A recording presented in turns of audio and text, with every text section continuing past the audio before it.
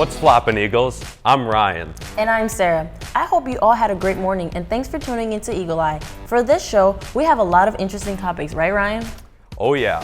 Our first story has to do with what some of our own seniors are planning to do after they graduate, which is coming up pretty fast. Yeah, that's right. So let's see what they're doing. What's up, Eagles? We went around the school to go see what some seniors were doing after graduation. Let's check it out. I'm going to Harvard University. I think that the academic opportunities there are unmatched to any school in this country. I think that the professors and the networking that I'll be able to do will really help me in my future career. I think most of them stay in-state. You see a lot of University of Minnesota, Mankato, Duluth, Winona State, Harvard of the Midwest, DCTC or Normandale or Inver Grove.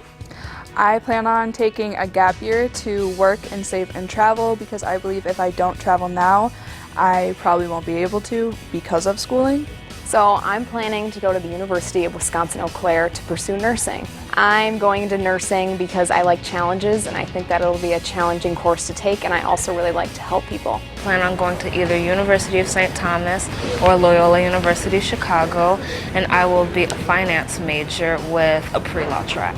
Alright, I'm planning on going to Mankato, and I'm gonna continue my education there. I'm gonna go into financing or marketing. Although we all have different outcomes, everybody has a future. Reporting for EaglEye, I'm Martin. That is really interesting hearing where some of our own Eagles are soaring off to. Yeah, it is. And speaking of students flying off into the future, I've noticed that there have been a lot of drones flying around the building lately. There is a new drone class at AVHS, and if you haven't heard about it, you need to. Jared and Oscar have been hanging around with the drone class, so let's see what they've been up to. We have a class at Apple Valley High School that features drones and teaches us how to make them, how to fly them, and even race them. Here's Oscar with the scoop. Hey Eagles, it's Oscar, falling into the story. I just found out about this class recently. It's so awesome. I wonder what we can do in it. So when you first get your drone in the class, you can add different things to it, like you can change the motors and the propellers on it so that it can go quicker, and you can change the camera on it so that you can see things differently.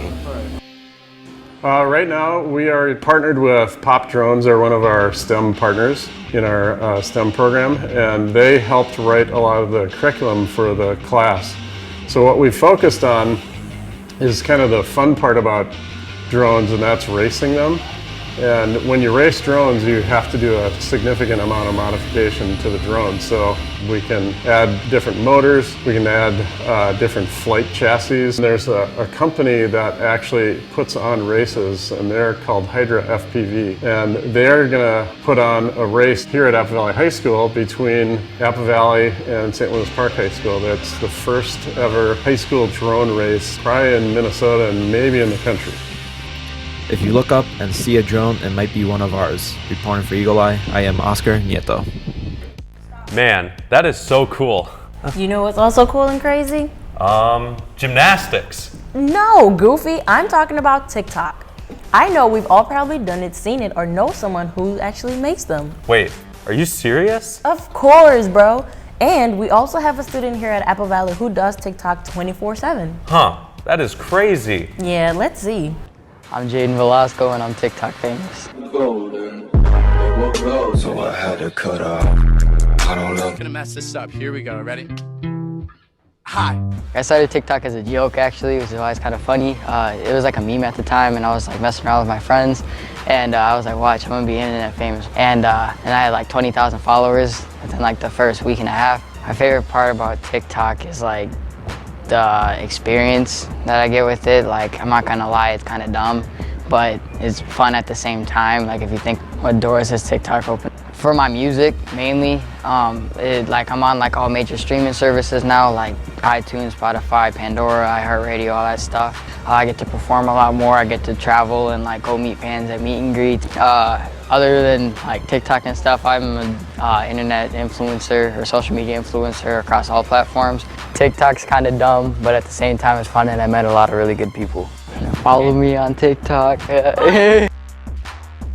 That is really cool how one of our own Eagles can get famous on TikTok, but many students have been doing many great things throughout the year. Ooh, you want to know what?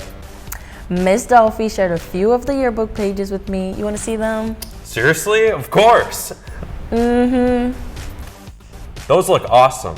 Do you know if I can still buy one this late in the year? Yes, but hurry, they're almost 80% sold out, and it's already April. Good to know.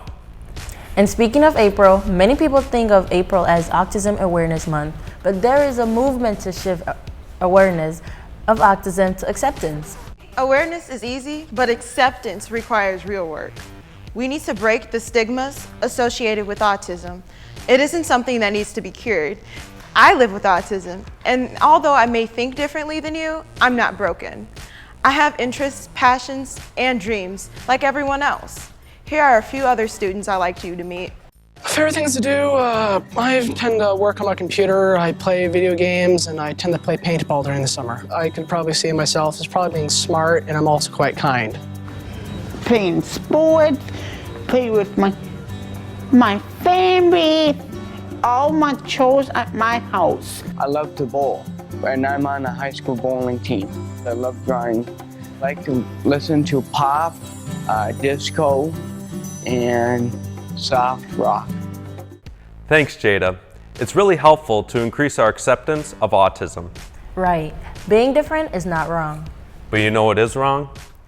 Your math homework? Ouch. Well, yeah, but I'm talking about distracted driving. Right. More attention is needed on the dangers of distracted driving. It is a very serious problem, and we are all responsible for staying safe on the road. Our lives literally depend on it. Gabrielle and Julia have the story. Listen up. The sun is shining bright, and despite the impending snow, we can tell Minnesota spring is kicking into full gear. But although the roads are clearing, careless driving is still just as dangerous. You may have heard of the minor crash into the baseball field on the far side of AVHS. Thankfully, there were no casualties.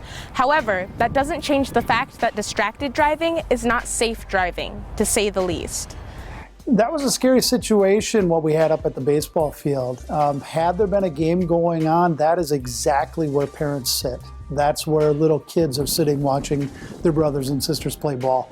And so at first when you see it, it's kind of like, oh, look at that, what a stupid situation. But when you really think about it, had that happened during a ball game, that would have been a tragedy. And so to me, that's the biggest part of the whole deal.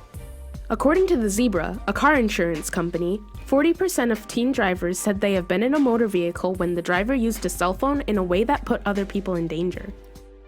Safe driving is very important. I mean, like, I rate myself like an 8 out of 10 safe driver. You know, speed limit, always looking at your blind spots. Spending a second or two on your phone isn't worth you dying in a car crash. So, please, don't text and drive or anything like that. When we're driving, always be aware, no matter what we think is going on. It can wait, right? It's a simple thing, and they use it as well. You know, here's our slogan, it can wait, it can wait. Reporting for EaglEye, I'm Gabriel Pena. Well, that really does deserve attention. Yeah, we really got to do what we can to support each other from distracted driving. But how about we drive right into our last story for the week? Wrapping things up, we have Sydney and Rafi with a teacher's makeover. Hey Eagles, we're the fashion consultants and we have come to help teachers find a better look. Our first teachers are the Laurent brothers, and they are known for their atrocious style. Yeah, some would even say they have no style. So let's go save them from their clothes catastrophe. I guess I'd describe my style as classic physics teacher, if that makes sense. Over at Hope to get baby out of the Roy G. Biv spectrum. We went out and started to research all the latest trends of 2019 to find the best looks for the brothers. Then we each found a couple style savers and put them together to create a look. Before, they looked like this. But now they look at least human. Wow, they look so much better now. I agree. Finally, what do the students have to say about it? Okay, if it weren't for the socks and sandals, that would be like an 8, but otherwise I'd give it a 10. 10. Reporting for EaglEye, I'm Rafi. And I'm Sydney. Now that was some wacky shenanigans right there. That's right. I would have never thought some of our teachers could look like that. I know. Before we sign off, we would like to give a quick shout out to the Apple Valley speech team for getting 3rd in state last weekend. And a shout out to Halima Badri for getting 1st in state for her original oratory. We've covered a lot this week, from eagles flying the nest, to flying drones, and TikTok pros, to autistic acceptance, distracted driving, and magical makeovers. Thanks for tuning in. See you next time on EaglEye.